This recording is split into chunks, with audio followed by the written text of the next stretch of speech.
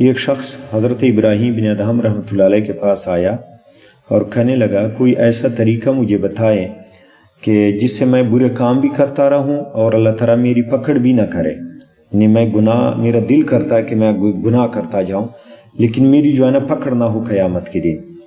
حضرت ابراہیم بن ادہم رحمۃ اللہ علیہ نے فرمایا 6 باتیں میں تجھے بتاتا ہوں، 6 نصیحتیں کرتا ہوں، وہ آپ قبول کر لے، اس کو غور سے سن لے، پھر جو چاہے کر لے، تیری گرفت نہیں ہوگی۔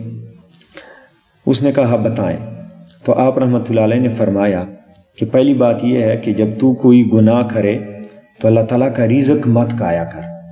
اس نے کہا یہ تو بڑی مشکل ہے، رازق تو اللہ ہی ہے، تو پھر میں کہاں سے کھاؤں گا؟ تو آپ نے فرمایا رزق اللہ تعالیٰ کا آپ نے کھانا اور نافرمانی اس کی کرنی۔ وہ خاموش ہو گیا۔ پھر آپ نے فرمایا اگر تیرا دل چاہے کہ میں گناہ کروں تو خدا تعالیٰ کی زمین سے نکل کر کسی اور جگہ گناہ کیا کر۔ اس نے کہا خدا کی زمین سے نکل کے میں کدھر جا سکتا ہوں؟ کوئی ہوا میں اڑ سکتا ہوں؟ کہاں جاؤں گا؟ زمین پہ ہی تو رہنا ہے۔ تو آپ نے فرمایا بہت بری بات ہے، شرم نہیں آتی؟ گناہ بھی کرنا ہے اور اس کی جو ہے نا گھر میں اس کی زمین پہ رہتے ہوئے، ہاں یہ تو اس کی بغاوت ہے۔ وہ خاموش ہو گئے۔ پھر آپ نے فرمایا اگر تیرا دل کرتا ہے نا کہ گناہ کرو تو پھر گناہ ایسی جگہ کیا کر جہاں اللہ تعالیٰ تجھے نہ دیکھے۔ انہوں نے کہا یہ تو بڑی مشکل ہے، خدا تعالیٰ تو رات کے اندھیروں میں بھی دیکھتا ہے، کوئی ایسی جگہ ہے ہی نہیں جہاں وہ نہ دیکھتا ہو۔ پھر وہ خاموش ہو گیا۔ آپ نے فرمایا پھر اگر تمہارا دل کرے گناہ کرنے کو، پھر جب مرتے وقت حضرت اسرائیل علیہ السلام آئے تو آپ نے اس کو روکنا ہے کہ میرا روح نہ نکالے، میرے قریب نہ آ جا۔ انہوں نے کہا یہ تو بڑی مشکل ہے، اسرائیل علیہ السلام کو کون روک سکتا ہے؟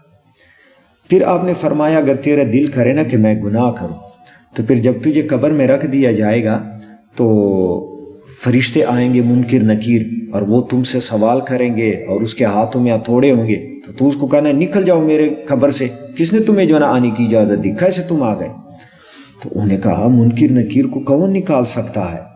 پھر آپ نے فرمایا کہ اگر تمہارا دل کرے کہ میں گناہ کروں تو پھر آپ اس طرح کرے قیامت کے دن جب اللہ تعالیٰ تمہیں اعمال نامہ بائیں ہاتھ میں دے گا، الٹے ہاتھ میں، اور تجھے حکم دے گا کہ جا دوزخ میں تو نے گناہ کیے، تو تو وہ اعمال نامہ پھینک دے کہ میں نے جنت میں جانا۔ تو اس نے کہا خدا کا حکم کون جو ہے نا رد کر سکتا ہے؟ پھر آپ نے فرمایا غور کرے، تجھے حیا نہیں آتی، شرم نہیں آتی؟